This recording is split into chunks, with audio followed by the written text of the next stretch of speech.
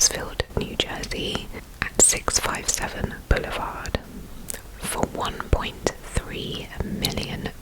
So it's a wealthy area, it's quite swanky. The house was big, it was a 6-bedroom house, but the Borders family had 3 children, so they saw this as a nice big space for their children and their family to grow, potentially expand one day. And they were excited to raise their family there because Maria, the mother, had actually grown up in Westfield. It was her hometown. In fact, the new house that they just bought was only 2 blocks away from her own childhood home. So she was really looking forward to being back in the area and knowing that it's got a great sense of community, everyone knows each other, people take care of each other. She was really looking forward to being back in Westfield and raising her children, which were aged 5, 8 and 9. But the house was quite old, so it needed some work doing to it. So their plan was to buy the house, do renovations before they move in, and turn it into their dream home. Maria Borders, the mother, was an elementary school teacher, and her husband Derek was the vice president of an insurance firm, which he hadn't always planned on doing in his life, but it was well paying, and so they could afford to move to Westfield, this kind of well-to-do area in this posh house. As I said, the house was quite old. It was built in 1903, and so it needed some work doing. And as I said, they wanted to do it before they moved in so that it didn't disrupt their lives. With having 3 small children, they didn't want builders coming in and out all day, so they decided to stay in their old house until the new house was ready for them to move into. But of course, whilst the renovations are being done, they would regularly go and visit the house to meet with contractors, decide on paint samples, all the typical renovation stuff you need to do. But just 3 days after closing on the property on June 5th, 2014, where they became the official new owners of their house, they're at the house and they check the mailbox, and inside is an unassuming white envelope. Derek was there on his own, and it was about 10 p.m. at night. He was probably just dropping things off, or it's new house stuff, so you're there for all kinds of reasons. And when he saw this envelope, he assumed it was probably going to be a nice little welcome gesture from one of their new neighbours. The envelope was handwritten, the writing's a little bit scruffy, and it was, I'm pretty sure, all in capital letters from what I remember, and it just said, "To the new owner" on the front. And inside the envelope was a typed up letter, so the letter was not handwritten. Now, before I read this letter to you, I do have to say that when trying to find the original letters online, there were a few different versions, which was very confusing, and I feel like somewhere along the way people online may have doctored the originals, and it was really, really difficult to find out which was the true letter. So I ended up choosing the ones that kind of came up most frequently and just seemed a bit more legitimate. So some of the other letters, eventually they had names of the people they were writing to in them, and just more details, which I don't know, I feel like they might not be the real ones, but I don't really know. So what I will say is, if you are interested in this case, to perhaps go and look up the letters and read all the different versions, and you try to figure out which ones you think are the real ones, because I'm only going to read one set to you, otherwise it would be a very long video. So these are the ones that I've chosen, because I feel like the other ones were a little bit more dramatic, and so I feel like they're probably more likely to have been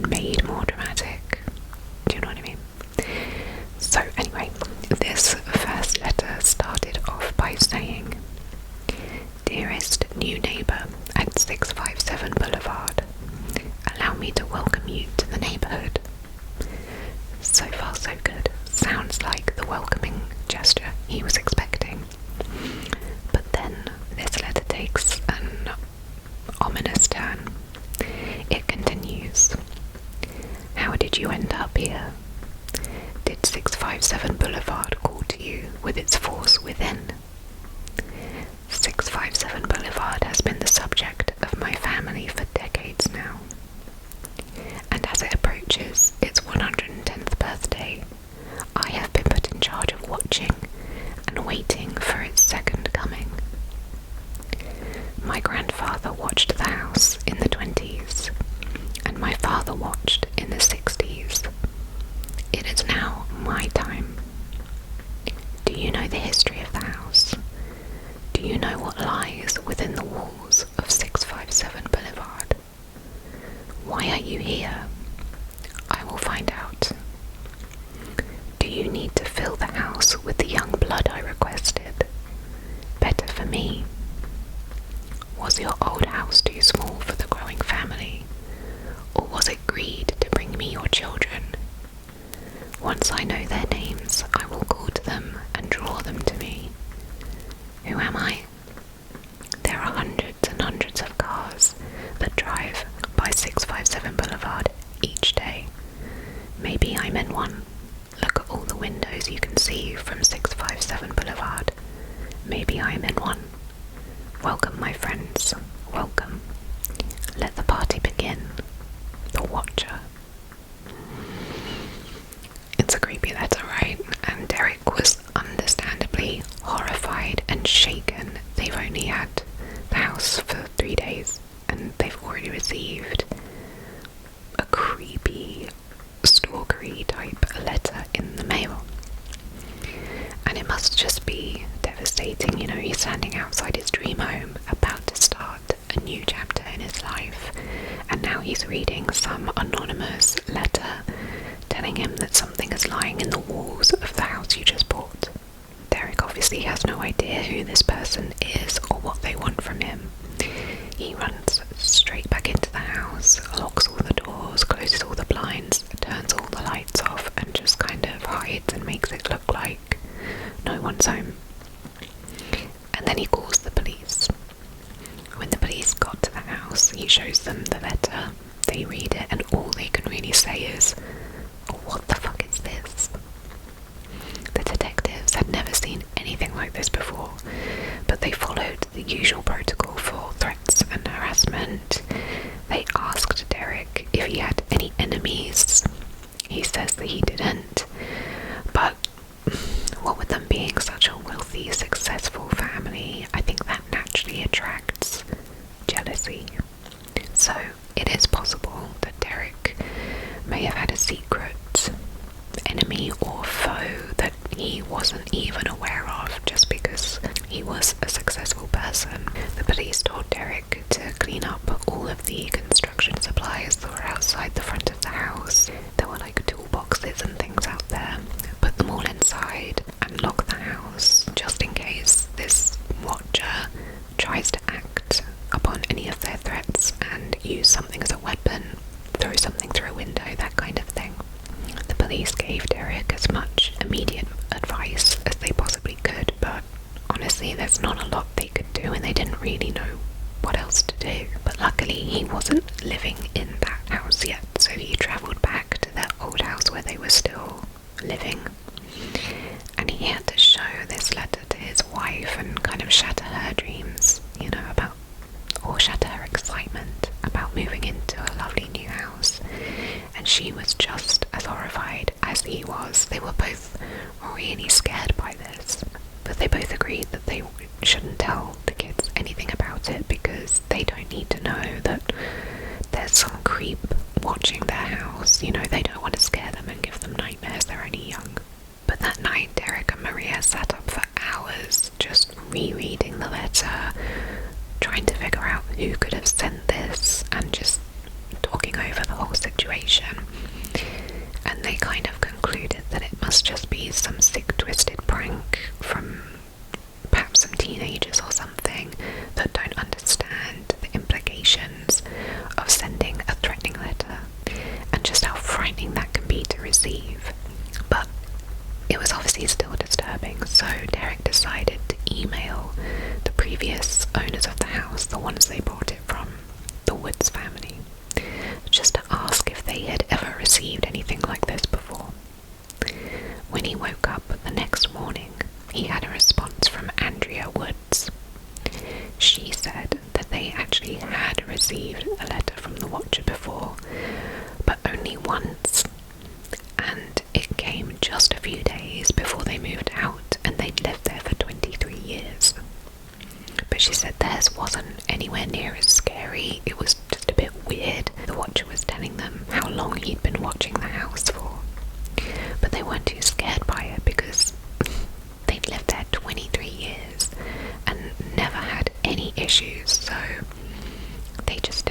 much of this letter and threw it in the bin and forgot about it, because obviously they were due to move out very soon anyway, so they just,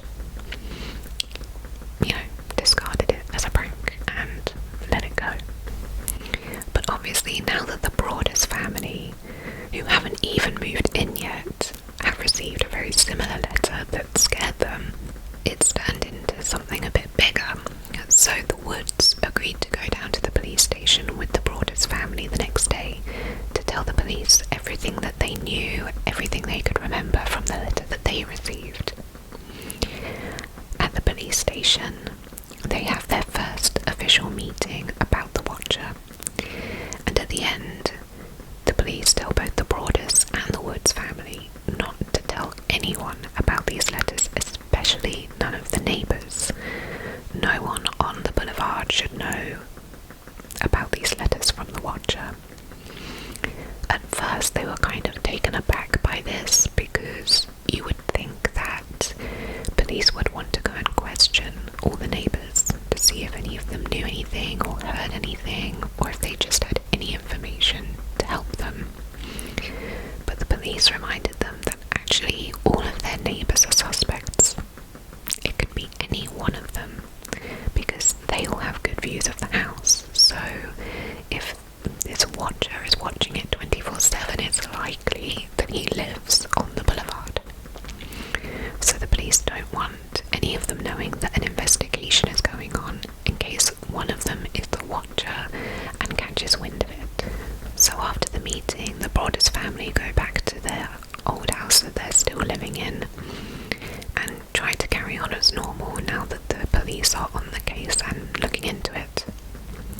But they were still really unsettled, and what was supposed to be a really exciting time in their life, moving into a brand new home, getting it done up just the way they wanted, was ruined by the fact that a creepy stalker was watching them and seemed to be making threats about their children, potentially kidnapping them. With the whole, "I'll draw them to me," that is disturbing when you've got 3 young children. Every time that they checked the mailbox at 657 Boulevard, they were frightened that they would receive another white envelope. And what was even scarier is they didn't know the extent of how the Watcher was watching them. Like, was it only at 657 Boulevard? Were they being followed to their old home? Do they know where that is? They just didn't really feel very safe, and were living in a state of fear and paranoia, to the point where Derek actually ended up cancelling a work trip because he didn't want to leave his family home alone without him to protect them, just in case anything would happen. About a week after the first letter was received, on June 18th, the Broadest family went back to 657 Boulevard to continue meeting with contractors and to oversee the renovation process, when they noticed that the sold sign that was still up outside the house had been ripped apart.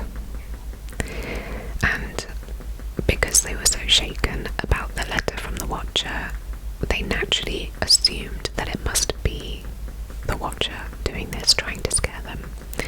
But there was never any proof or confirmation as to who ripped up this sold sign. Another week later, so 2 weeks now since the first letter has arrived, Maria pops back to the house to go over some paint samples with the decorator, and she dared to go and check the mailbox. As she shuffled through a short stack of letters, she found a white envelope with the same familiar scrawled handwriting on the front. It seemed that the Watcher was back. Before she even opened it, she called the police and got them to come down and read it with her because she was so afraid. This second letter said, "All of the windows and doors in 657 Boulevard allow me to watch you and track you as you move through the house. Who am I? I am the Watcher, and have been in control of 657 Boulevard for the better part of 2 decades now. I am pleased to know your names now, and the young blood you have brought to me. You certainly say their names often. 657 Boulevard is anxious for you to move in. It has been years and years since the young blood ruled the hallways of the house. Have you found all of the secrets it holds yet? Will the young blood play in the basement, or are they too afraid to go down there alone? I would be very afraid if I were them. It's far away from the rest of the house. If you were upstairs, you would never hear them scream. You have changed it and made it so fancy. You are stealing its history. It cries for the past and what used to be in the time when I roamed its halls. The 1960s were a good time for 657 Boulevard, when I ran from room to room, imagining the life of the rich occupants there. The house was full of life and young blood. Then it got old, and so did my father. But he kept watching until the day he died. And now I watch and wait for the day when the young blood will be mine again. Creepier and creepier. So, after this second letter, the family completely avoided going back to the house. They only went when they absolutely had to, because they just did not feel safe there anymore. Especially since this letter was focusing so much on the kids. You know, saying like, if they're in the basement, the parents won't be able to hear them scream. There seems to be quite a focus on the young blood, and this is like the second threat against their children now. So again, the family turns this letter over to the police, who were trying their best to figure out where they were coming from. They'd managed to track the letters were coming from the local post office in Westfield, the closest one to 657 Boulevard, which is what they expected, but at least it confirmed that the watcher did live close by. But it really didn't narrow it down all that much, especially when all the neighbours were suspects already. So detectives went down to the house and they did some tests to see where the best vantage points of the house are from the street, where you can see in through most of the windows, that kind of thing, so they could get a better idea of which direction the watcher might live, which leads to our first suspect. Their next door neighbours, the Langford family. Maria and Derek had actually been invited to a neighbourhood barbecue a couple of weeks beforehand, I think, where they got chatting to a neighbour who lived 2 houses down from them, and they told them that the Langford family that lived in between them was a little bit weird. Peggy Langford was the matriarch of the home. She was in her 90s, and a lot of her adult children still lived at home with her, and they were all in their 60s. And this neighbour at the barbecue said that one of Peggy's sons in particular, Michael, was especially strange. He described him as a Boo Radley type. Apparently Boo Radley is a character from the book To Kill a Mockingbird. I've never read it myself, where he's very reclusive and only ever comes out at night.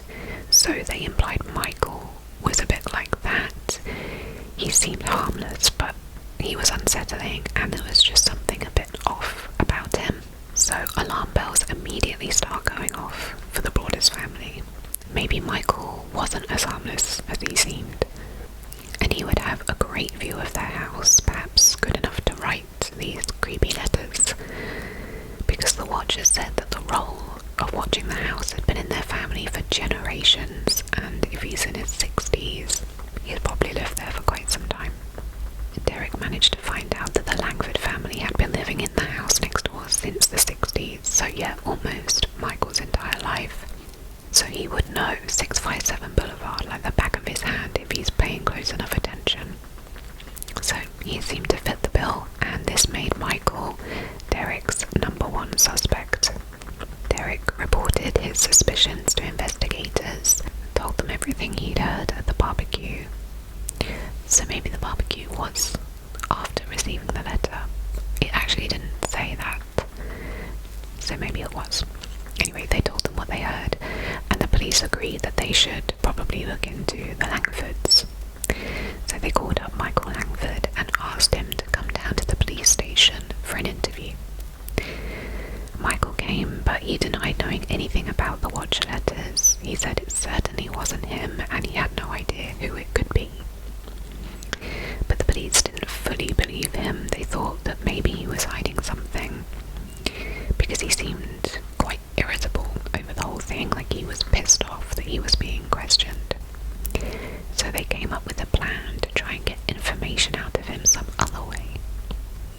they got the Broaders family to write a letter just to the Langfords, but it would sound as if it'd been sent to everyone on the street, basically saying that the Broaders family had plans to tear down 657 Boulevard and rebuild it.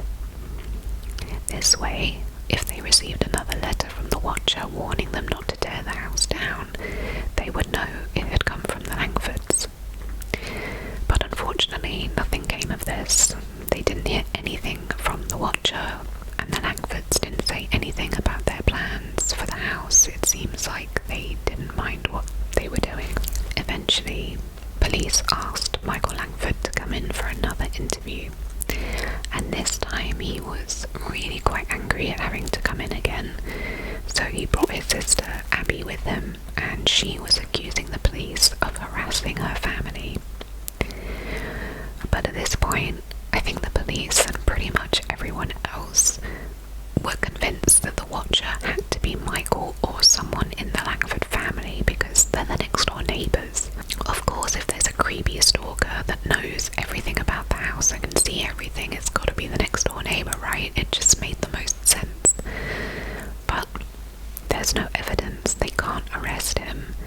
They can't be overly accusatory because there's no physical evidence to suggest that it's Michael. Only that he lives next door, and according to other neighbours, he's a bit weird. So, the Broaders family decided to lawyer up, and the Langfords also hired their own lawyer. Then they all met up to discuss the situation and hopefully put it to an end. The Broaders family lawyer explained to Michael why he was being suspected, mainly because of the vantage points, certain things that you could only see from his side of the house, but of course Michael continued to deny every single claim, and the meeting got quite heated. He was so angry at being suspected for this, and to be honest, if he's innocent then rightly so, right? I'd be annoyed too if I'd already told you I don't know anything and now you're just pressing and pressing and pressing. He kept saying that they don't have any evidence, that they don't have any reason to think that it's him. It's just because he lives next door, which is coincidental. So this lawyers' meeting ended with no resolution. There was no way to arrest him or pin anything on the Langfords because there was just no evidence in this case whatsoever. But the Broaders family felt like the police were letting them down. They felt like they weren't doing enough, and Derek kind of got angry and told the police that if they didn't solve this situation, then they would have another case on their hands. He said that this person is attacking his family, and where he's from, if you do that, you get your ass beat. So he's getting really frustrated. But the police couldn't provide the Broaders family with any more information, so Derek decided to start his own investigation. He set up a bunch of discreet security cameras outside 657 Boulevard, which, to be fair, yeah, why did you not just do that straight away? Like, either the police or the family, I would do that pretty quickly. And he would spend hours every evening huddled up in the dark watching the footage of these cameras to see if he could see anything suspicious, anyone lingering around, any cars repeatedly going by, and he started to document everything. He had piles of copies of the letters, copies of security footage. He had a map of the street where he'd noted down what year each family moved into their house. He'd marked all the possible sight lines from each of the houses, and he drew an approximate earshot range because the Watcher had said that he now knew their names. So Derek thought that the Watcher must have overheard them talking at the house. He was becoming obsessed, and people thought he was losing his mind, because at this point some of the neighbours still think that this is just a big sick prank and there's no need to take it so seriously. But for Derek, this was serious, and it was all he could think about. He struggled to do anything else because all he wanted to do was catch the Watcher and get back to living a peaceful life in his lovely new home. he eventually hired a private investigator to help him. The PI staked out the neighbourhood, keeping an eye out for anyone suspicious, and he did background checks on all the different neighbours, but there was nothing really noteworthy. Everyone was just normal. So when the PI proved not very useful, he fired them. And now he hired a former FBI agent. So this FBI comes in and he creates a suspect profile. You know, he comes up with different traits that he thinks the Watcher might have, and comes to the conclusion that the Watcher is likely to be an older male. His reasoning for this is because the letters were written in quite an old-fashioned kind of way, and to be honest, when I was reading those letters, I thought the same. They sound very kind of well put together, and there wasn't much short form writing. It gave the impression of someone either middle-aged to older, because despite how angry and intimidating these letters were, the Watcher never swore. There was no profanity, no name calling. They were just very composed and calculated. So it's possible that we're dealing with a very intelligent person here. But the FBI guy, even though he, gave this profile, said that he didn't feel like the Watcher was likely to act on any of these threats. By the end of 2014, so it's been about 6 months now that this has all been going on, the investigation came to a standstill, and the Borders family are completely exhausted. They've been living in paranoia and fear all this time. They hadn't moved into the house of their dreams.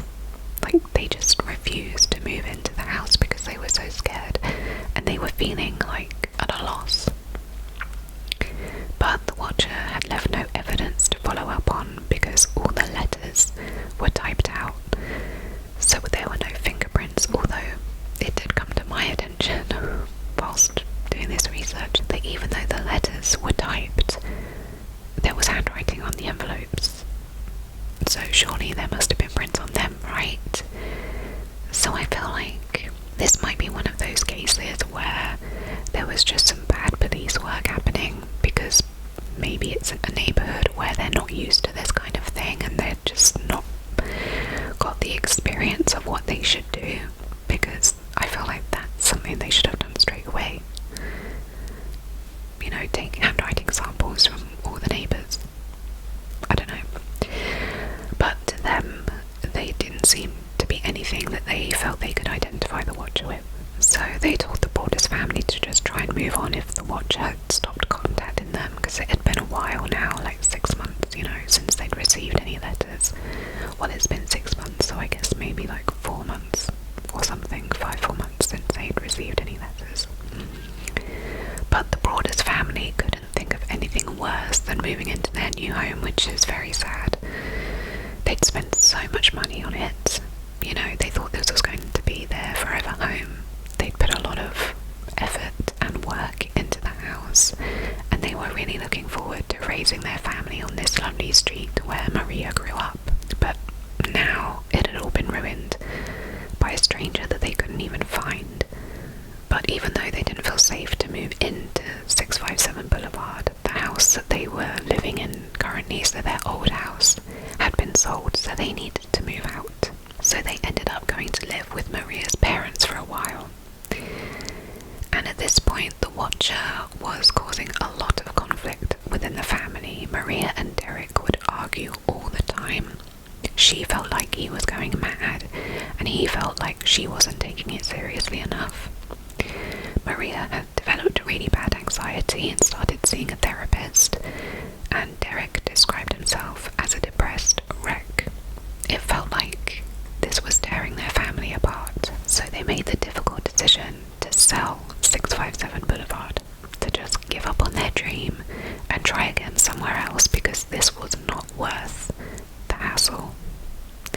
However, selling the house was going to prove to be very difficult, because now rumours have circulated around town as to why this beautiful renovated house had been empty for so long. So everyone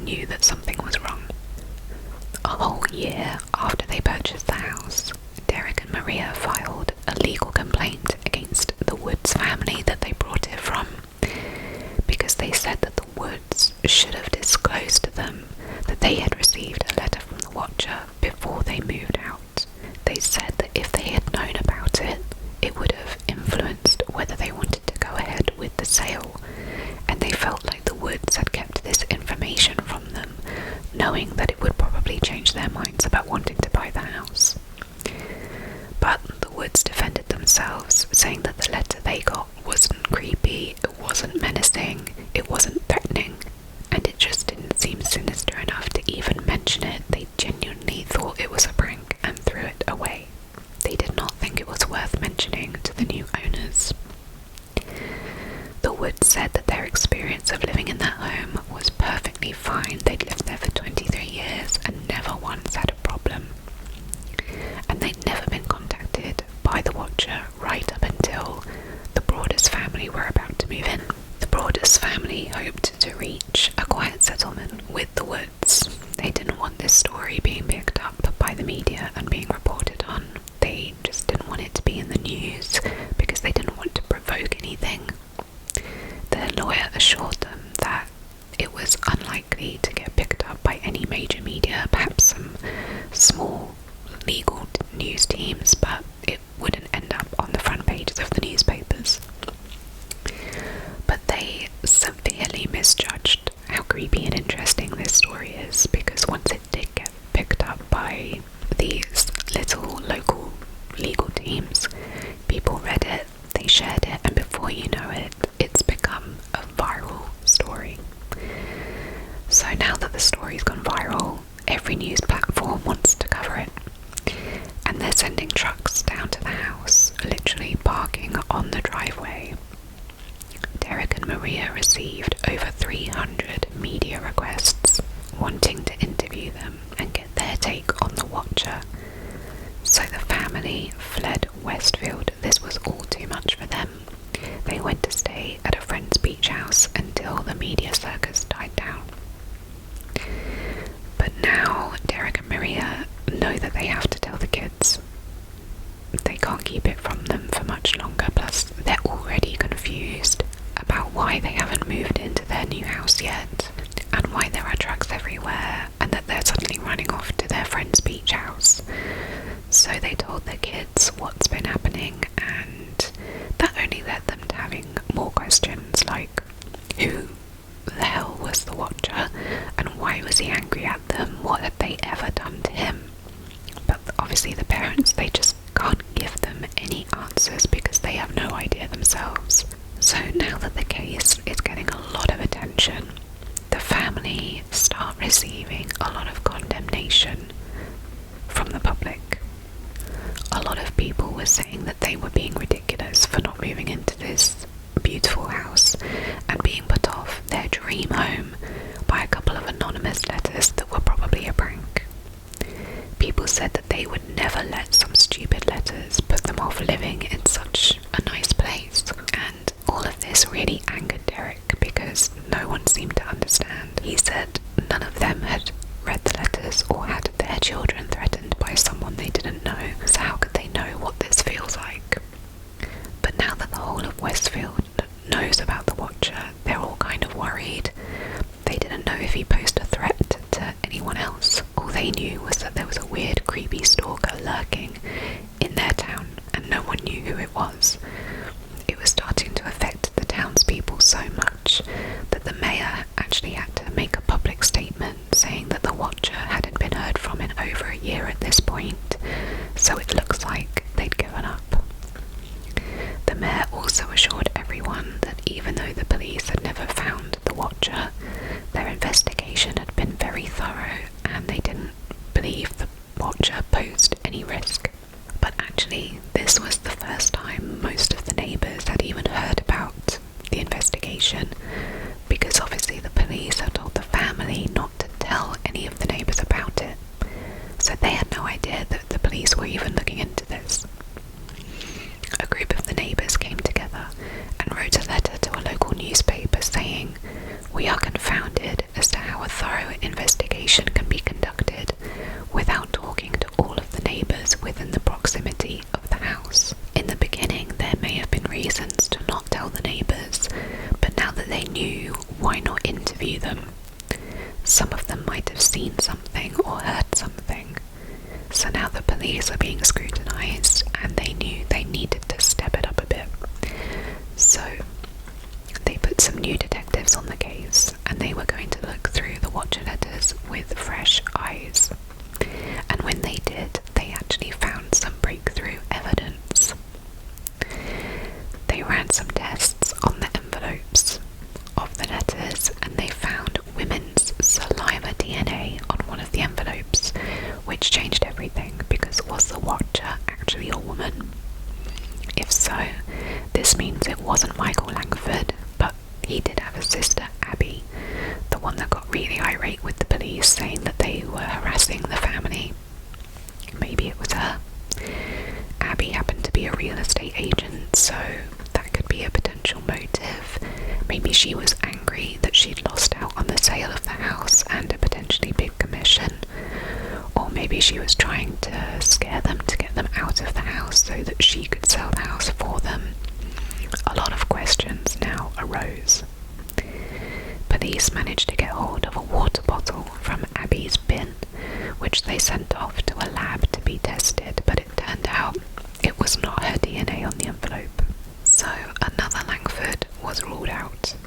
After this, the prosecutor's office told the Broaders family that they were ruling out the entire Langford family. They didn't really tell them why they'd come to this conclusion. They just said they don't believe the Langfords had anything to do with it. But detectives had recently learned something else that was very interesting. The Broaders family weren't the only house on the street to have received a letter from the Watcher around the same time they got the first letter. Another house just up the street received a very similar one, but much like the one the Woods got, theirs wasn't as sinister. It didn't really scare them, so they just threw it in the bin, thinking it was stupid. No one seems to have taken the Watcher quite as seriously as Derek Broaders. And maybe that's why the Broaders family received more letters, because he was reacting to them, giving the Watcher what he wants, maybe. But the knowledge that the family up the street had also received a letter from the Watcher made the Watcher all the more interesting, because in the letters to 657 Boulevard, he seemed to be obsessed with this house specifically.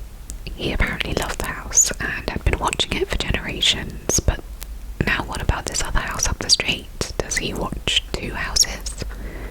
Or did the Broaders family just take the bait, and so the Watcher focused in on their house? The new detectives that were on the case were trying different tactics to try and catch the Watcher in the act.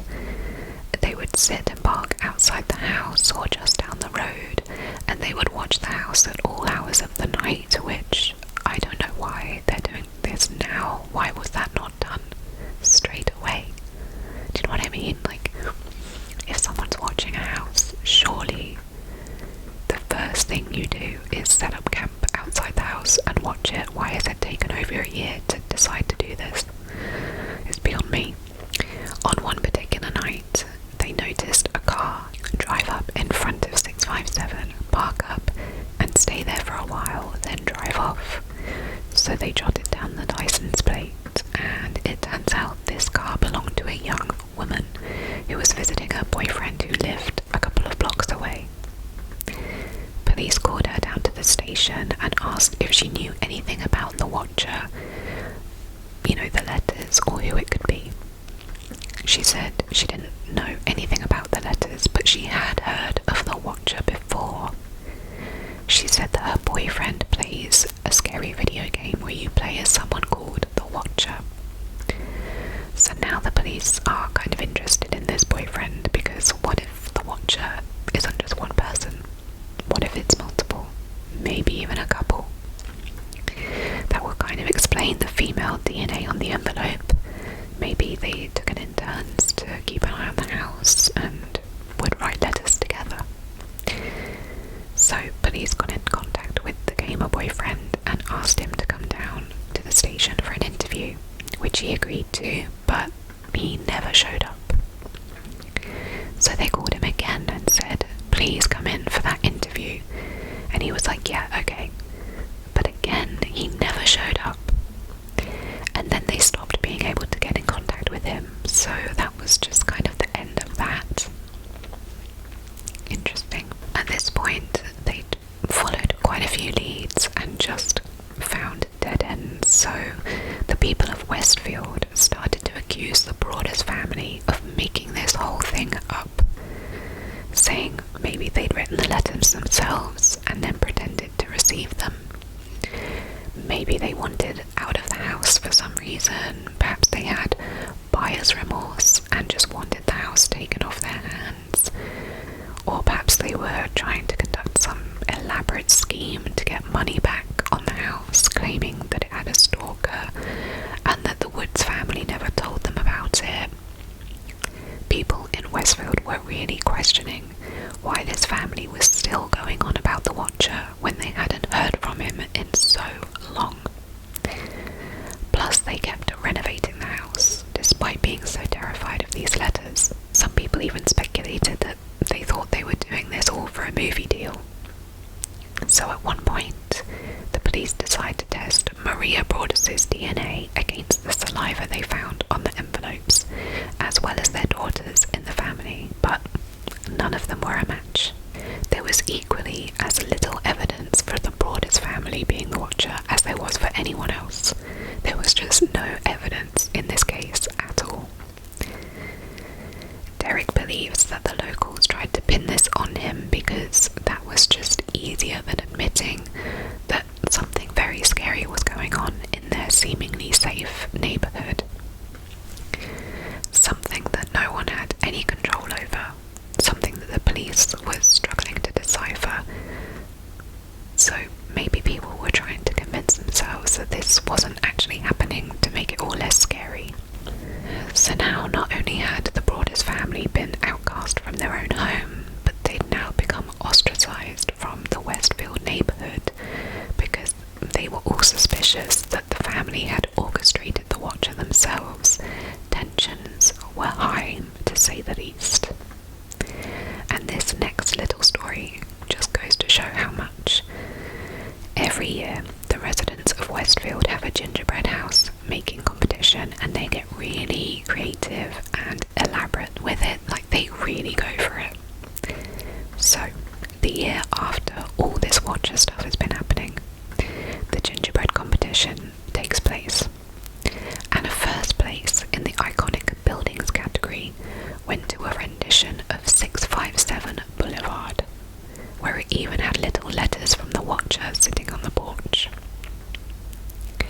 Derek and Maria insist that this was all absolutely real, and they were heartbroken that people would treat their stress and trauma over this whole ordeal as a joke. They felt that people weren't taking it seriously. But even though people had kind of stopped believing the Broadus family a little bit, they were still struggling to sell the house. No one wanted to buy it. It was getting a lot of interest on real estate websites through clicks and views, but when they found out the story about the Watcher, they'd lose interest. Maria and Derek started to feel like they were never going to be able to sell this house, so they tried to come up with other ways in which they could maybe get some money back from this situation that they could then put towards a new family home. They decided to try and sell the property and the lot of land it comes with to a developer instead, so that they could knock the house down and build two in its place. They thought they could get about $1 million for it, which would still be a $300,000 loss. But there was just one thing holding them back from going through with this plan.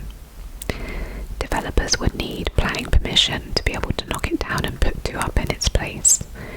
So they had to have an official board meeting with members of the town and officials. A bunch of neighbours came to the meeting, and they were very passionate about not wanting the house to be knocked down, even though it doesn't really have anything to do with them. One of them even went so far as to hire a lawyer to bring along to the meeting.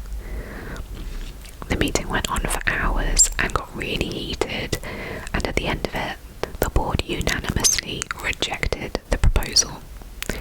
So Derek and Maria are back at square one. But finally, they did get some good news. They found a family that would be willing to rent the house off of them instead of buy it. They said they would rent the house on one condition: that they could get out of their lease at any time should another letter arrive. They wanted that clause in their contract just in case anything was to happen, which is fair enough.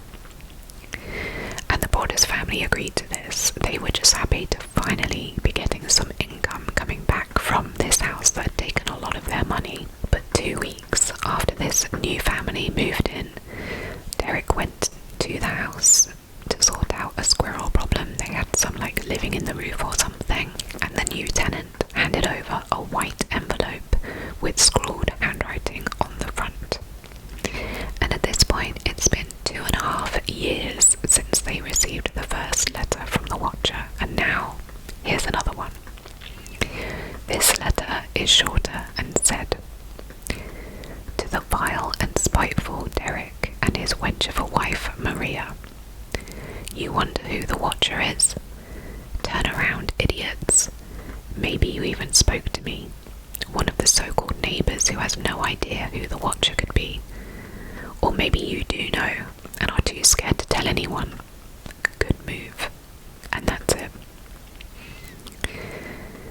The family that were renting the house were a little bit spooked by the letter, but they agreed to stay as long as Derek and Maria put up a load of cameras inside and outside of the house, which again, why was that not done ages ago? The reason they decided to keep renting the house, even though they had that clause in their contract for them to be able to get out when a letter arrives, is because they said the Watcher didn't seem to be addressing them. It was aimed at Derek and Maria, so they didn't feel threatened by it. For some reason, the Watcher had a personal vendetta against the Broadus family. On Christmas Eve of 2017, over a year since the last letter from the Watcher, a bunch of families in Westfield received a white envelope in their mailbox. And it just so happened that these families were the ones that had been the most critical of the Broadus family when they were going through all of this. Again, the letters were typed, so there were no handwriting clues. And they weren't signed from the Watcher, but from friends of the Broadus family. And whilst the content of the letters was different, the vibe was very similar to the Watcher letters. They felt a bit sinister, creepy, and a bit condescending. But these letters were not about 657 Boulevard. These were more so to accuse all these different families of perpetuating false narratives about the Broadus family and their involvement with the Watcher letters. And I'm sure you've guessed it, it turned out to be that Derek Broadus had written these letters himself. He had become so obsessed with the Watcher and so paranoid that he was extremely upset with how his neighbours had treated them over it, to the point where he wanted to freak them out in the same way that the Watcher had made him and his family feel all those years ago. He stooped to that level because of how dismissive he felt his neighbours were. He ended up confessing to his wife Maria that he wrote these letters and that he wasn't proud of it. He swore that they were the only letters that he's ever written and that he had absolutely nothing to do with the Watcher letters. He said he just wanted to make them feel how he felt. Derek describes the house as like a cancer and that they still think about it every day. In 2019, 657 Boulevard was finally sold, but as a $400,000 loss. The new owners of the house have not received a single letter from the Watcher or any other anonymous type of letter. They've been living there absolutely fine. The Broadus family eventually bought another house on the other side of Westfield, and they have also never been bothered by the Watcher again. And it appears as though the Watcher has given up with 657 Boulevard as well.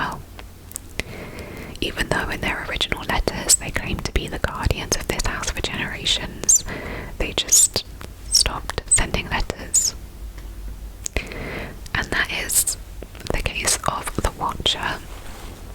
It's such a crazy story because who do we think this watcher was? I think, personally, I'm just going to give my take on it, that it probably was a prank. It was probably maybe a couple of neighbours doing it together. Maybe it was someone that did know Derek somehow and didn't like him. But ultimately, I don't think there was going to be any physical consequences of these letters. I think it was just a horrible prank, because that other letter that got sent to a house down the street, right, it clearly is someone just trying to find someone to take the bait and react to the letter, and that's what Derek did. He reacted. And I mean, maybe Derek is naturally the obsessive type, and so if you're an obsessive type and this happens to you, you're probably going to fall into it a bit more than someone else, maybe, right? So I think maybe that was the case. Maybe he's just naturally obsessive and just got way too carried away with this. Because, I mean, if it was me, don't get me wrong, it must have been scary because they have children, and it did seem like the children were a big focus in the letters. So that would be very scary. However, what I think I would have done is, I mean, firstly, I would have put cameras up straight away everywhere. Like, I'm not gonna not move into my house, but if I'm really scared for my children, I would have asked the grandparents to keep hold of the kids. I'd say to the grandparents, that can the kids stay with you for a bit longer?